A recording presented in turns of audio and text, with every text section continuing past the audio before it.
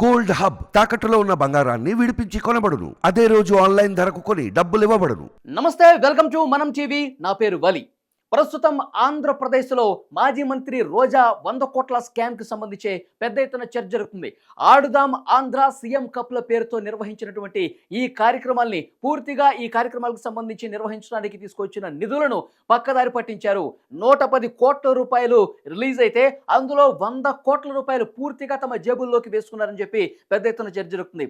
మాజీ మంత్రి పర్యాటక క్రీడా శాఖలు నిర్వహించినటువంటి మాజీ మంత్రి రోజా గారు పూర్తిగా ఆడుదాం ఆంధ్ర కార్యక్రమానికి సంబంధించి ఆ కార్యక్రమం కోసం కొనుగోలు చేసిన పరికరాలు కావచ్చు, క్రీడలకు సంబంధించిన పరికరాలు, క్రీడాకారులకి సంబంధించినటువంటి దుస్తులు కావచ్చు, వస్తువులు కావచ్చు, అన్నీ కూడా ప్రభుత్వం నుంచి ప్రభుత్వ సొమ్ముతో, అంటే జనం సొమ్మేది 100 కోట్ల రూపాయలు వాళ్ళు తీసుకుని పూర్తిగా పక్కదారి పట్టించి తమ జేబుల్లోకి వేసుకున్న పరిస్థితి కనిపిస్తుంది.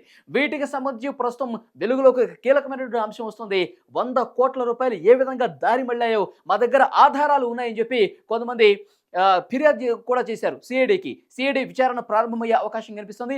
ముఖ్యంగా దేనికి ఎంత ఖర్చు పెట్టారు, సో ఎంత నిజంగా ఖర్చు పెట్టిన పరిస్థితి ఉంది, నిజంగా క్రీడాకారులను వెలుగు తీయటం కోసం ఎవరైతే నిజమైనటువంటి నైపుణ్యం కలిగిన క్రీడాకారులు ఉన్నారో సో వాళ్ళని వెలుగులోకి తీసుకురావడం కోసం ఈ ఆడుదాం ఆంధ్ర కార్యక్రమాన్ని తీసుకున్నారు. కానీ అసలు వాస్తవం పరిస్థితి ఏంటంటే అసలు ఉద్దేశం అంతా పక్కదారి పట్టించేసి మండల స్థాయిలో, జిల్లా స్థాయిలో, రాష్ట్ర స్థాయిలో పోటీలు నిర్వహిస్తామని చెప్పేసి ఆ కార్యక్రమాన్ని తీసుకుని 100 కోట్ల రూపాయలు తమ జేబుల్లోకి వేసుకున్నారు. దీనికి సంబంధించిన ఆధారాలు మా దగ్గర ఉన్నాయని చెప్పి సిఐడికి కూడా కంప్లైంట్ చేసిన పరిస్థితి కనిపిస్తుంది. ఇక్కడ బైరెడ్డి సిద్ధార్థ రెడ్డి కూడా సో రోజా గారితో కుమ్మక్కైపోయి ఆయన శాప్ మాజీ చైర్మన్గా ఉన్నారు. ఈ ఆడుదాం ఆంధ్ర సీఎం కప్పలకు సంబంధించినటువంటి ఈ ఫైళ్లు ఏవైతే ఉన్నాయో ఫైళ్లలో పూర్తిగా అక్రమాలు పాల్పడటానికి ఆయన సహకరించారు. సో ఇద్దరు కూడా కుమ్మక్కై 100 కోట్ల రూపాయలు పక్కదారి పట్టించిన పరిస్థితి కనిపిస్తుంది.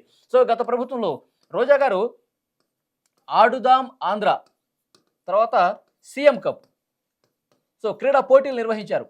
ముఖ్యంగా నైపుణ్యం ఉన్నటువంటి క్రీడాకారుల్ని వెలికి తీయటం కోసం వాళ్ళని మరింత మెరుగు చేసి జాతీయ స్థాయి పోటీలు కూడా పంపించే ఉద్దేశంతో ఆడుదాం ఆంధ్ర కార్యక్రమం తీసుకున్నారు. ఎందుకంటే ఇప్పుడు ఈ ఐపీఎల్ చూస్తున్నాము, తెలంగాణకు సంబంధించి హైదరాబాద్ ఉంది, చెన్నై ఉంది.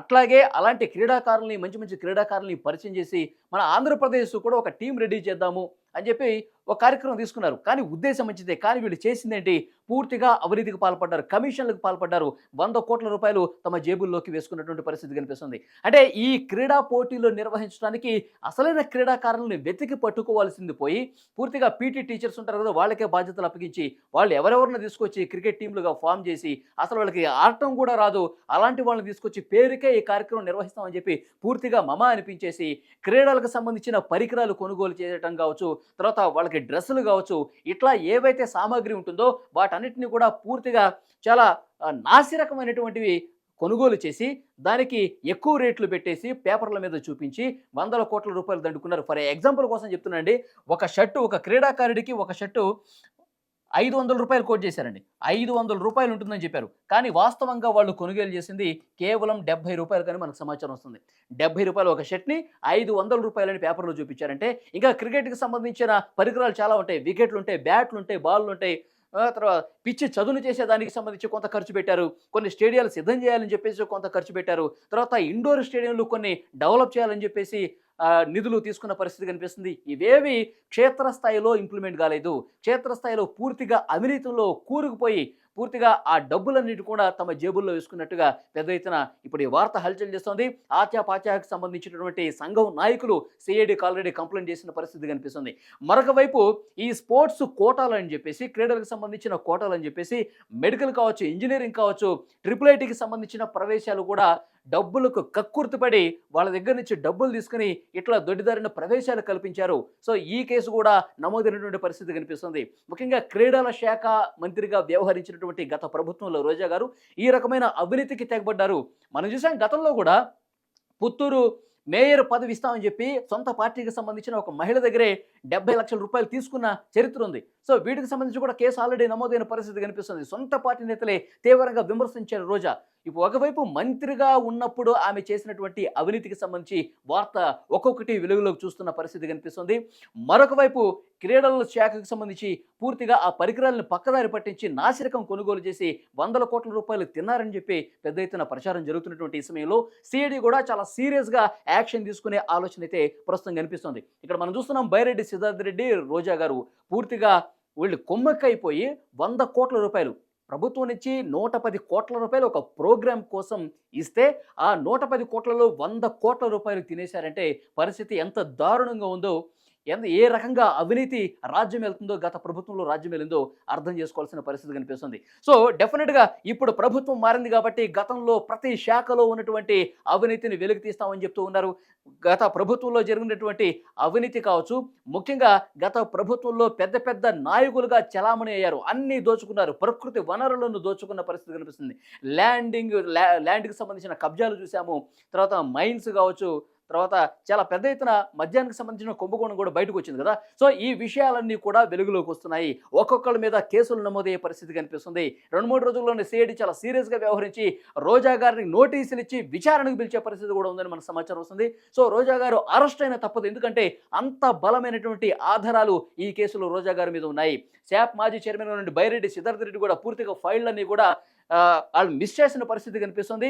ఒక వస్తువు కొనుగోలుకి ఎంత ఖర్చు అయింది, వాస్తవంగా దాని ఖర్చు ఎంత, సో దీన్ని కూడా పూర్తిగా అసలు పట్టించుకోకుండా వ్యవహరించారని పెద్ద ఎత్తున ఆరోపణలు వస్తున్నాయి. సో అతను కూడా పూర్తి స్థాయిలో ఈ అవినీతిలో భాగస్వామ్యం ఉందని వార్తలు వస్తున్నాయి. క్రీడలకు సంబంధించిన అధికారులకి చాలాసార్లు కంప్లైంట్ చేశారు, ఆత్యపాత్య సంఘం నేతలు కంప్లైంట్ చేశారు, కనీసం వాళ్ళని రూమ్లో కూడా రావడానికి పిలిచి మాట్లాడడానికి అవకాశం కల్పించలేదు, ఇంకా బెదిరింపులకు పాల్పడ్డారంట. బైరెడ్డి సిద్ధార్థ రెడ్డి గారు ఎవరైతే కంప్లైంట్ చేయడానికి వచ్చారో, ఎక్కడైతే అసలు సరిగ్గా ఈ ప్రోగ్రాం జరగట్లేదండి, సరిగ్గా అసలు క్రీడాకారుల్ని వాళ్ళ నైపుణ్యాన్ని గుర్తించే పరిస్థితి ఎక్కడ లేదు, పేరుకే ఆడుదాం అందరూ అన్నారు కానీ ఎక్కడ అసలు వాస్తవ పరిస్థితులు చాలా డిఫరెంట్గా ఉన్నాయి, పట్టించుకోండి అని చెప్పి కంప్లైంట్ చేస్తే గత ప్రభుత్వంలో బెదిరింపులకు గురి చేసిన పరిస్థితి కనిపిస్తుంది. అందుకనే ఆవేదనతో, వాస్తవాలతో, ఆధారాలతో వాళ్ళు కంప్లైంట్ చేశారు సిఐడికి. సిఐడి కూడా దీని మీద ఈ 2 రోజుల్లో ఒక సిట్ కూడా ఏర్పాటు చేసే అవకాశం కూడా ఉండొచ్చు. సిఐడి విచారణ కూడా మరికొన్ని అంశాల్లో చాలా కీలకంగా వ్యవహరించి మాజీ మంత్రి రోజా సాగించినటువంటి ఈ అవినీతికి సంబంధించి ఈ పూర్తి చిట్టాను బయటకు తీసే అవకాశం అయితే చాలా స్పష్టంగా కనిపిస్తుంది. సో రాజకీయ వర్గాల్లో మరొక కీలక అంశం కూడా తెర మీదకి వస్తుంది. నారా లోకేష్ గారు చాలా స్పష్టంగా చెప్పారు, వారు ప్రతిపక్షంలో ఉన్నప్పుడు రెడ్ బుక్ రెడీ అవుతోంది, మీరు సాగించిన అవినీతి చిట్టా మొత్తం నా దగ్గర ఉంది, మీరు సాగించినటువంటి అక్రమాలు, అరాచకాలకు సంబంధించి ఏ నాయకుడు ఏం చేశాడు, గత 5 సంవత్సరాల కాలంలో ఎలాంటి అరాచకాలు చేశారో ఆ డీటెయిల్స్ అన్ని ప్రతి ఒక్క పేజీలో కూడా నోట్ చేసుకున్నాను.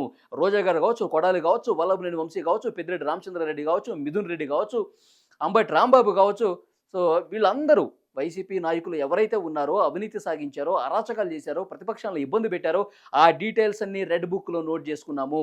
ఒక్కొక్క కేసును మేము వెలికి తీస్తాము, వచ్చేది మా ప్రభుత్వమే, చాలా సీరియస్గా యాక్షన్స్ ఉంటాయి, తప్పు చేసిన వాళ్ళు చట్టపరంగా శిక్షించాల్సిన పరిస్థితి 100% ఉంటుందని ఆయన హెచ్చరిస్తూనే ఉన్నారు. ప్రస్తుతం ప్రభుత్వం మారింది, ఆ కేసులన్నీ కూడా ప్రస్తుతం వెలుగులోకి వస్తున్నాయి. రోజా గారు మంత్రిగా ఉన్నప్పుడు, రోజా గారు అధికారంలో ఉన్నప్పుడు ఈ ఈ తతంగం అంతా జరిగింది, కానీ బయట పెట్టడానికి స్కోప్ ఎక్కడ దొరకని పరిస్థితి. ఎవరైనా కంప్లైంట్ చేయడానికి వస్తే పూర్తిగా బెదిరించి చంపేస్తాము, మీ ఇంట్లో వాళ్ళని కూడా బెదిరిస్తాము అని చెప్పి పెద్ద ఎత్తున అరాచకం సాగించిన పరిస్థితి. కాబట్టి ఈ అవినీతికి సంబంధించిన వ్యవహారాలు గత ప్రభుత్వంలో అధికారంలో వాళ్ళే ఉన్నారు కాబట్టి బయటకు రాలేదు. ఇప్పుడు పూర్తి స్థాయిలో అందరి చిట్టా బయటకు రాబోతుంది. సో మొదట రోజా గారు, బైరెడ్డి సిద్ధార్థ గారు సాధించినటువంటి ఈ 100 కోట్ల స్కామ్కు సంబంధించి అసలు వాస్తవాలతో సిఐడి ముందు పెట్టుకొని, వాళ్ళ ముందు కూర్చోబెట్టుకుని విచారించే పరిస్థితి ఉంటుంది. రోజా గారు అరెస్ట్ అయ్యే అవకాశాలు చాలా స్పష్టంగా ఉన్నాయి, ఎందుకంటే ఇంత బలమైనటువంటి ఆధారాలు ఉన్నాయి కాబట్టి డెఫినెట్గా రోజా గారు అరెస్టు కాక తప్పదని చెప్పి రాజకీయ వర్గాల్లో చర్చ జరుగుతున్నటువంటి పరిస్థితి కనిపిస్తుంది. ముఖ్యంగా క్రీడలకు సంబంధించిన పరికరాలు, ఒకవైపేమో మేము అక్కడ అన్ని గ్రౌండ్స్ కూడా సిద్ధం చేసేసి క్రీడాకారులు సిద్ధంగా ఉన్నారు, మనం ఆడుదాం ఆంధ్ర కార్యక్రమం చేసి పూర్తి స్థాయిలో ఆ నిజమైన క్రీడాకారుల్ని వెలికితీద్దామని చెప్పి ప్రోగ్రాం పెట్టుకొని ఇంత దారుణంగా 100 కోట్ల రూపాయలు మింగేసే పరిస్థితికి వచ్చారని చెప్పి అందరూ కూడా ఆశ్చర్యపోతున్నటువంటి సిచ్యువేషన్ కనిపిస్తోంది. ఒకవైపు క్రీడాకారుల్ని గుర్తించకపోగా వాళ్ళే ఎవరినో వాళ్ళ వైసీపీకి సంబంధించిన కార్యకర్తల్ని తీసుకొచ్చి క్రికెట్ పోటీలు నిర్వహించేసి మేము కార్యక్రమం బాగా చేసామని చెప్పుకొని కోట్ల రూపాయలు దండుకునే పరిస్థితి ఉందంటే ఈ ఒక్క శాఖలోనే ఇలాంటి సిచ్యువేషన్ దారుణంగా పరిస్థితుందంటే ఇంకా మిగతా వాటిల్లో ఎన్ని వందల కోట్ల రూపాయలు, వేల కోట్ల రూపాయలు గత ప్రభుత్వంలో నాయకులు దోచుకున్నారు అని చెప్పి ప్రజలు మాట్లాడుకుంటున్న సిచ్యువేషన్ కనిపిస్తుంది. సో ప్రజల నుంచి కూడా చాలా సీరియస్ డిమాండ్స్ వస్తూ ఉన్నాయి. రోజా గారి అవినీతితో పాటు మాజీ మంత్రులు ఎవరైతే ఉన్నారో వాళ్ళ అవినీతి చట్టాలు అన్నీ కూడా బయటకు తీసేయాల్సినటువంటి అవసరం కనిపిస్తోంది. సో వాళ్ళు సాగించిన అరాచకాలకు సంబంధించి అన్నీ కూడా కేసులు నమోదు చేసి విచారణ జరిపించాల్సిన అవసరం కనిపిస్తుంది. చట్ట ప్రకారంగా అందరి మీద చర్యలు తీసుకోవాలని ప్రజల నుంచి కూడా డిమాండ్ వస్తోంది.